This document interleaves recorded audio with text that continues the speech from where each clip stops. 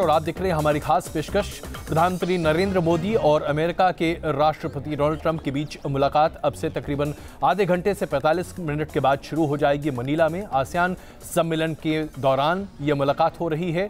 हम आपको ये 5 तस्वीरें दिखा रहे हैं जहां रंगारंग कार्यक्रम के साथ साथ बहुत ही गर्मजोशी के साथ दुनिया के कई ताकतवर देशों के नेताओं ने एक दूसरे से मुलाकात की है। प्रधानमंत्री नरेंद्र मोदी भी वहां मौजूद हैं और इसके साथ साथ इसी मौके का फायदा उठाते हुए 4 देशों का समूह एक दूसरे के साथ आ रहा है, जहां पर ऐसा माना जा रहा है कि दरअसल चीन को लेकर यह घेराबंदी होती दिख रही है। जापान, अमेरिका, ऑस्ट्रेलिया और भारत, ये 4 मुल्क हैं जो अब एक दूसरे के साथ आ रहे हैं। और अगर ये ग्रुपिंग, जिसे क्वाड्रा ग्रुपिंग कहा जा रहा है, वाकई में कारगर साबित होता है तो चीन को शायद पुनर्विचार करना पड़ेगा अपनी गतिविधियों को लेकर। और कुल मिलाकर देखा जाए तो आसियान में जो आगे पीछे की बातचीत है वो कहीं ज़्यादा महत्वपूर्ण हो रही है, द्विपक्षीय बातचीत कहीं ज़्यादा महत्वपूर्ण हो रही है बजाय इसके कि आसियान सम्मेलन से ही खास खबरें निकलें। तो इसी पर हम चर्चा शुरू कर रहे हैं। हमारे साथ विनोद अग्निहोत्री जी वरिष्ठ पत्रकार मौजूद हैं, अचल मल्होत्रा जी पूर्व राजनयिक हमारे साथ मौजूद हैं, संजीव श्रीवास्तव जी विशेषज्ञ हैं फॉरेन पॉलिसी के IDSC से हमारे साथ हैं, वरिष्ठ पत्रकार राहुल देव जी इस वक्त हमारे साथ जुड़ चुके हैं और रिटायर्ड ब्रिगेडियर अनिल गुप्ता जी रक्षा विशेषज्ञ जम्मू से इस वक्त हमारे साथ जुड़ चुके हैं। आप सबका स्वागत है। शुरुआत में अचल जी आपसे करूंगा कि इस पूरे ग्रुपिंग की बातचीत तो अलग, लेकिन जो द्विपक्षीय बातचीत प्रधानमंत्री नरेंद्र मोदी और राष्ट्रपति डोनाल्ड ट्रंप के बीच में है, इससे क्या कुछ खास निकलता आप देख सकते हैं? देखिए, आपकी बहुत ही सही ऑब्जर्वेशन है। कहने को तो ये आसियान की समिट मीटिंग है, लेकिन चूंकि इतने बड़े बड़े धुरंधर जो नेता हैं इस समय वहाँ मौजूद हैं और बायलैटरल और साइडलाइंस पे इतनी एक्टिविटीज़ हो रही हैं, तो फोकस थोड़ा जो मेन आसियान मीटिंग से हटके इन मीटिंग्स की तरफ चला गया। अब आपने जो स्पेसिफिकली जिक्र किया ट्रंप और जो मोदी जी की मुलाकात होने वाली है जी, तो ये वो दोनों के बीच में पहली फेस टू फेस मुलाकात है जो डोनाल्ड ट्रंप की साउथ एशिया स्ट्रैटेजी डिक्लेयर करने के बाद आई है।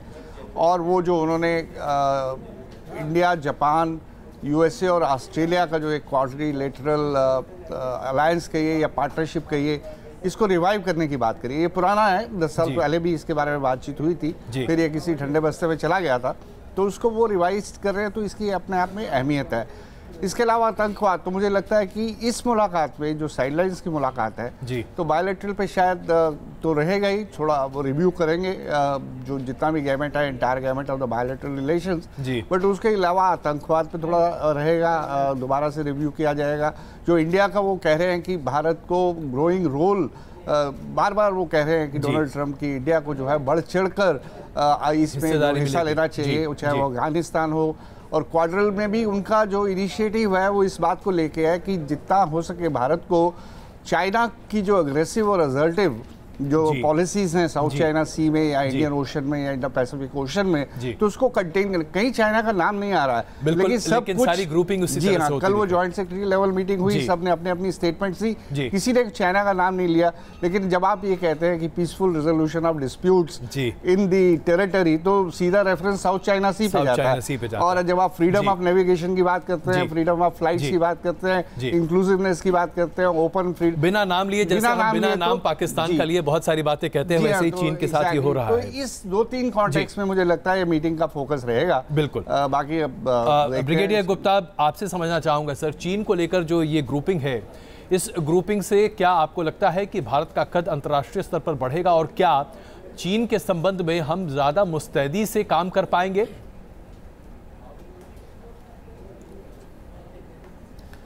अजय, देखिए, ये जो मीटिंग हो रही है या ये जो साइडलाइन में क्वाड्रिलेटरल मीटिंग कल हुई है जी, ये एक कन्वर्जेंस ऑफ इंटरेस्ट है। भारत और अमेरिका का जो कन्वर्जेंस ऑफ इंटरेस्ट है, specially in the Indo Pacific region, ये उसकी मैनिफेस्टेशन है। और जैसा आपने कहा कि इस पूरे इलाके के अंदर जो मेन राइवल है दोनों देशों का, वो है चीन जी, और उसको रोकना, उसकी जो पॉलिसी है घेराबंदी की, उसका जवाब देना, और जो इंडियन ओशन के अंदर वो आने की कोशिश कर रहा है, क्योंकि इंडियन ओशन अभी तक जो है वो भारत की वहां पर प्रभुता रही है, लेकिन चीन काफ़ी कोशिश कर रहा है कि वो भी इस इलाके के अंदर घुसपैठ कर सके, और खासकर जब से वो ग्वादर पोर्ट उसको मिला है ये बलूचिस्तान के अंदर, तो उसकी कोशिश यही रहेगी कि वो वहाँ पर अपना जो है वर्चस्व जो है वो बनाए, ताकि उसको एक ऑल्टरनेटिव रूट जो है वो मिल जाए। बिल्कुल। इसके अलावा जो मैं कहूँगा ये है कि जो चीन और पाकिस्तान मिलकर आतंकवाद को बढ़ावा दे रहे हैं, खासकर आप देखिए असद मजूर असद को उन्होंने यूएनसी के अंदर, जो कि अमेरिका ने रेजोल्यूशन पास किया था, फॉरवर्ड किया था, उसको रोक दिया। उसी तरह से जिस तरह से अभी टिलरसन और मैटिस की विजिट हुई है पाकिस्तान की, और उसके बाद उन्होंने बयानात दिए हैं कि पाकिस्तान अगर नहीं हमारे साथ चलता तो हम अकेले चलने को तैयार हैं और पाकिस्तान को सुधरना होगा। तो मुझे लगता है कि ये सारी बातें भी जो हैं वहाँ पर डिस्कस की जाएंगी। बिल्कुल। और तीसरा मुद्दा जो मुझे लगता है वो ये है कि ग्रोइंग जो हमारी आपस में दोनों देशों के बीच में खासकर टेक्नोलॉजी ट्रांसफर की बात है, जो भारत वहाँ से हाई एंड टेक्नोलॉजी वेपन चाहता है, उनके बारे में भी बातचीत होगी। बिल्कुल। राहुल देव जी, एक थोड़ा सा अलग सा सवाल, क्योंकि बॉडी लैंग्वेज को लेकर टेलीविजन स्टूडियोज में बड़ी बहस होती है, लेकिन अभी हम तस्वीरें भी देख रहे थे जहां प्रधानमंत्री नरेंद्र मोदी फावड़ा चला रहे थे, और जो अंदाज था उनका, ऐसा लग रहा था कि एक ग्रामीण क्षेत्र से आने वाला व्यक्ति ही इस तरीके से फावड़ा चला सकता है और कैसे मिट्टी निकाल सकता है। उनके नाम पर मोदी राइस करके फिलीपींस में एक पूरा इलाका रखा गया है जहां पर चावल जो उगाया जाएगा उसे मोदी राइस कहा जाएगा। एक अलग छवि भी फिलीपींस में काफ़ी कुछ देखने को मिल रही है प्रधानमंत्री नरेंद्र मोदी की। ये उनकी आप आमतौर पर व्यवहारिक रवैया देखते हैं, या आपको लगता है कि इस बार कुछ अलग अंदाज में है प्रधानमंत्री जी? देखिए, हम लोगों की कुछ ज़्यादा ही शायद आदत हो गई है अजय कि हम सामान्य चीज़ों में भी कुछ असामान्य अर्थ खोजने की कोशिश करते हैं। मुझे लगता है कि ये एक सामान्य तस्वीरें थी, और कोई भी प्रधानमंत्री उनके जगह होता है, वो फावड़ा चलाता तो वो उसकी देह गति कुछ अलग तरह की होती, मैं इसमें नहीं जाना चाहता।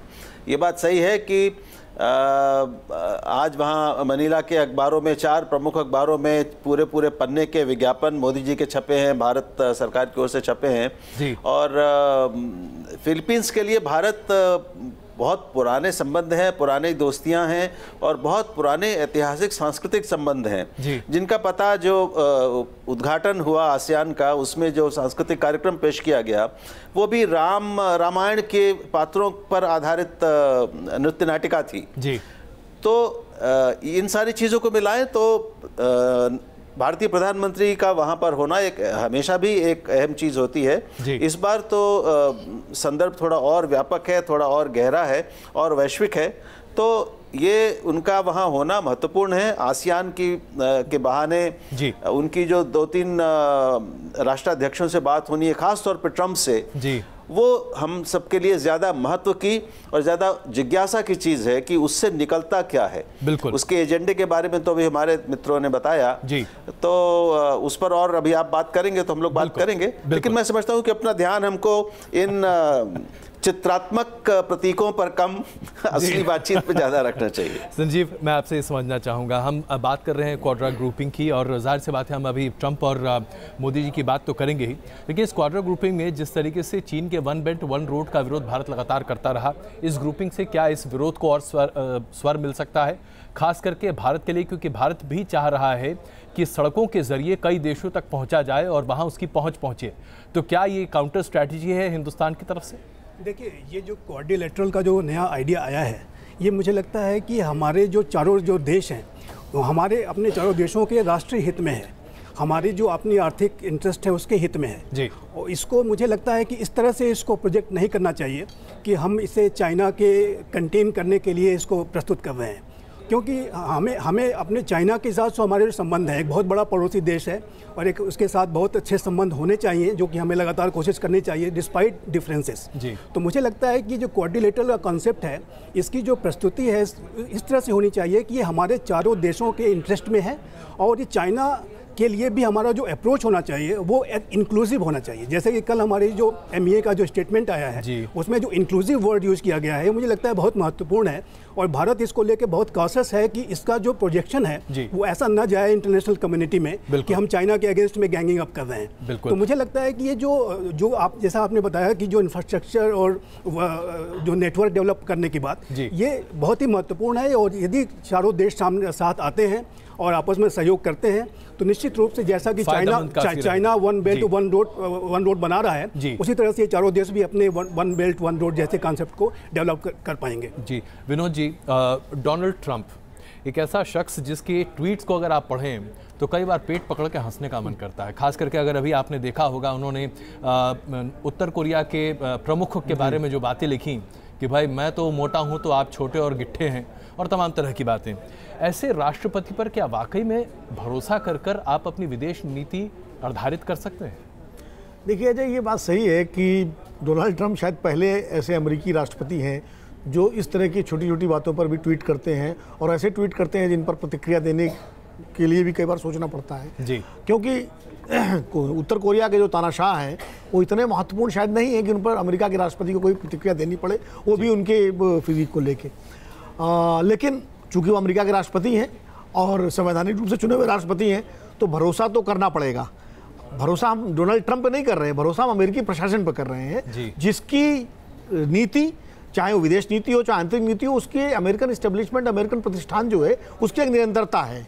वो चाहे रेगन राष्ट्रपति हो या कार्टर हो या बुश हो या ओबामा हो या ट्रंप हो, वो उसकी निरंतरता थोड़ी बहुत इधर होती है लेकिन बहुत ज़्यादा टूटती नहीं है। तो जो भरोसा है वो हमको अमेरिकन प्रतिष्ठान पर ही करना पड़ेगा। दूसरी बात ये है कि अभी हम लोग बात कर रहे थे, इस तरह के जो सम्मेलन होते हैं, आसियान सम्मेलन हो या G20 हो, इनमें तमाम राष्ट्रीय अध्यक्षों को एक दूसरे से मिलने का, जानने समझने का मौका मिलता है, और जब द्विपक्षीय वार्ता होती है तो जो तात्कालिक प्रासंगिक मुद्दे हैं जरूर उठते हैं। निश्चित रूप से दक्षिण चीन सागर का जो मुद्दा है वो उठेगा, लेकिन बावजूद इसके मुझे ये बात का पूरा भरोसा है कि भारत ये ध्यान जरूर रखेगा कि कहीं ये संदेश न जाए कि हम चीन के खिलाफ अमेरिकी गोलबंदी का कहीं शिकार हो रहे हैं, और होना भी नहीं चाहिए हमारी विदेश नीति को। हमारी विदेश नीति की निरंतरता यही है कि हमको किसी अपने राष्ट्रीय हितों का ध्यान रखते हुए किसी दूसरे देश के खिलाफ या पक्ष में गोलबंदी जो है उसका शिकार नहीं होना चाहिए। बिल्कुल, हम यहाँ पर इसको क्षणों के लिए रुक रहे हैं, बने रहिए हमारे साथ। वापस आकर चर्चा इस बात पर कि डोनाल्ड ट्रंप के साथ बातचीत में प्रधानमंत्री नरेंद्र मोदी हिंदुस्तान के राष्ट्रहित को कैसे बखूबी बचाए रख सकते हैं और आगे बढ़ा सकते हैं। आप देख रहे हैं हमारी खास पेशकश, जिसमें हम बात कर रहे हैं कि दरअसल प्रधानमंत्री नरेंद्र मोदी और राष्ट्रपति ट्रंप के बीच जो मुलाकात है, उस मुलाकात से क्या कुछ बाहर निकल कर आ सकता है। वक्त ज़रा कम है, इसलिए अचल जी मैं आपसे गुजारिश करूंगा, इस मुलाकात से दो बड़ी बातें जो आपको लगता है कि हिंदुस्तान के फायदे की निकल सकती हैं, या जो हमारे राष्ट्रहित में है, जिसे हम आगे लेकर बढ़ सकते हैं। इनकी बायलैटरल मीटिंग का मुझे तो लगता नहीं है कि कोई जॉइंट स्टेटमेंट या इस तरह से आने वाली है जी। बट जैसा मैंने कहा कि एक पूरा जो अब तक का हमारा जो ट्रेंड चल रहा है उसे रिव्यू किया जाएगा, और हमारी तरफ से आतंकवाद को लेके ज़रूर बात होगी। लेकिन देखना यह है कि आतंकवाद जो अजहर महमूद जैसा किस्सा है, उसमें चाइना को USA अभी प्रेशराइज नहीं कर रहा है। शायद उसमें नॉर्थ कोरिया का एंगल है, वो उसे अभी भी लगता है कि उसे नॉर्थ कोरिया को अगर हैंडल करना है तो थोड़ी बहुत चाइना की ज़रूरत रहेगी। तो हम उसको किस हद तक आतंकवाद को लेकर आगे बढ़ा सकते हैं, इस बात को हमारे जो डायरेक्टली जो आतंकवाद इंडिया को टारगेट करता है। खैर अब हमारी इमेज तो बदल गई है, अब तो हम सिर्फ ये विक्टिम ऑफ टेररिज्म नहीं रह गए, हम तो part of the fight, global fight against terrorism का हमारा जो है ओहदा हो चुका है। तो वो उसी कॉन्टेक्स्ट में बात होगी। तो हमें एक किसी स्पेसिफिक्स की तरफ ध्यान भी नहीं देना चाहिए कि ये XYZ यहाँ से निकल के आया है और उसका जो है, बाकी हम जो कुछ भी कर रहे हैं अपने नेशनल इंटरेस्ट के, कोई भी फॉरेन पॉलिसी का सबसे बड़ा ऑब्जेक्टिव यही होता है कि पहले नेशनल इंटरेस्ट, उसके बाद कुछ और। बिल्कुल। राहुल देव जी, अगर हम अमेरिका की खास तौर पर बात करें, कई मामलों पर अमेरिकी प्रोत्साहन हमें मिल रहा है कि हम एक बड़ी भूमिका में अपने आप को रखें और उस हिसाब से हम कार्यरत भी हों अफगानिस्तान या ऐसे तमाम देशों के संबंध में। लेकिन क्या वाकई में आंख बंद कर अमेरिकी भरोसे पर यकीन किया जा सकता है? क्योंकि अभी भी एक बड़ा तबका है हिंदुस्तान में जो ये मानता है कि अमेरिका ऐन वक्त पर हाथ पीछे खींच सकता है।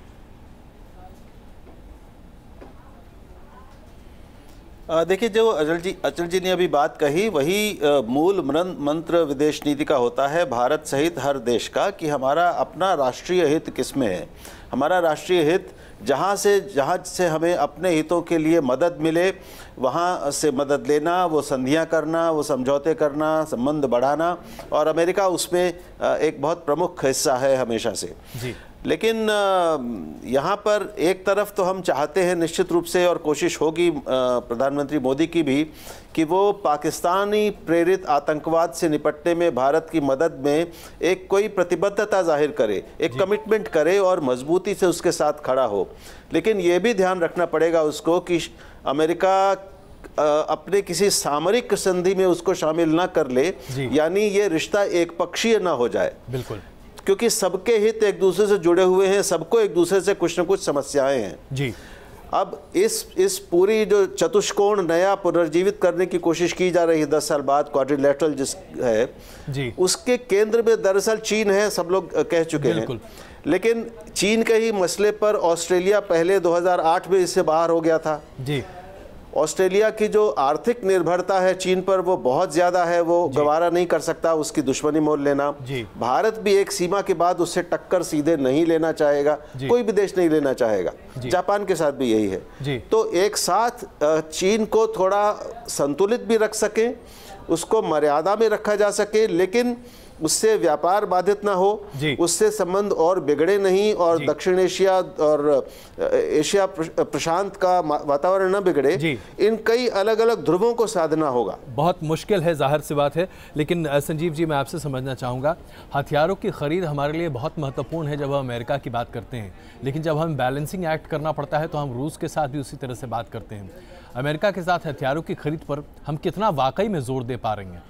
देखिए, अमेरिका के पास जो हाई टेक्नोलॉजीज़ हैं इस समय, वो एक वर्ल्ड क्लास टेक्नोलॉजीज़ हैं जिसकी भारत को बहुत आवश्यकता है जी। तो भारत हमेशा ये प्रयास करता है कि जब भी हमारी डिफेंस रिलेटेड बात होती है उनसे, जो कि आज भी जैसी बात होगी तो उसमें भी ये मुद्दा उठेगा कि किस तरीके से अमेरिका की जो हाई टेक्नोलॉजीज़ हैं वो भारत को ट्रांसफ़र हो, और F-16 या जितने भी जो अन्य जो डिफेंस इक्विपमेंट संबंधित टेक्नोलॉजीज जी। लेकिन जैसा आपने बताया कि रशिया के साथ जो हमारे संबंध हैं वो भी एक टाइम टेस्टेड रिलेशनशिप है, एक ऐसा रिलेशनशिप जो कि हर एक मोर्चे पर रशिया हमारे साथ खड़ा रहा है, और आज भी रशिया हमारा सबसे बड़ा डिफेंस पार्टनर है जी। तो हमें अपना जो संबंध है वो वन टू अनदर करके नहीं चलना है, एक दूसरे के अगेंस्ट में डेवलप नहीं करना है, और दोनों को साथ लेकर के, और दोनों को कन्विंस करना होगा कि हमारे राष्ट्रीय हित में, हमारे जो भारत के इंटरेस्ट में वो क्या योगदान कर सकते हैं। और हम उनको मुझे आपको बीच में रोकना पड़ रहा है क्योंकि वक्त मेरे पास बहुत कम है। विनोद जी, एक आखिरी सवाल आपसे, ये बताइए कि व्यापार के संबंध में देखिए सबसे बड़ा ट्रेडिंग पार्टनर अमेरिका है हमारा, लेकिन आज भी हम एक्सपोर्ट के मामले में अमेरिका से बहुत पिछड़े हुए रहते हैं।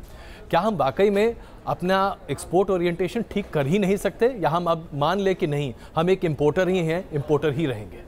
नहीं, ये तो मानने का कोई कारण नहीं है कि हम एक इम्पोर्टर ही खाली है। हमारे पास तमाम अपार संभावनाएं हैं, और मेक इन इंडिया प्रोग्राम जो प्रधानमंत्री जी का है उसके तहत बहुत सारी योजनाएं भी आई हैं। तो निश्चित रूप से अमेरिका के साथ हमारा जो ट्रेड बैलेंस है उसमें काफ़ी फर्क है, लेकिन सबसे बड़ी चिंता मुझे लगता है व्यापार तो अपने तरीके से चलता रहेगा, असली चिंता जो है वो सामरिक चिंता है। और जैसा कि हमारे सारे और दूसरे पैनलिस्टों ने कहा कि आतंकवाद का जो मुद्दा है वो कोर इशू है भारत और अमेरिका की बातचीत का, खासकर पाकिस्तान के संदर्भ में। और निश्चित रूप से राष्ट्रपति ट्रंप के साथ जब प्रधानमंत्री मोदी की बातचीत होगी तो उसमें जो मुख्य मुद्दा रहेगा वो आतंकवाद का ही विषय रहेगा, और प्रधानमंत्री इस पर जरूर जोर देंगे कि अमेरिका वो सारी सार्थक और दबाव अपनाए जिससे पाकिस्तान को आतंकवादी संगठनों के खिलाफ कार्रवाई करने पर विवश किया जा सके। आप सबका बहुत धन्यवाद इस चर्चा में शामिल होने के लिए। हम सब इस बात पर टकटकी लगाए बैठे हैं कि आखिरकार इस बातचीत से क्या सरमाया निकलता है। न्यूज़ नेशन पर लगातार इससे संबंधित विशेष कवरेज आप देखते रहेंगे। बहुत धन्यवाद आप सबका इस चर्चा में शामिल होने के लिए।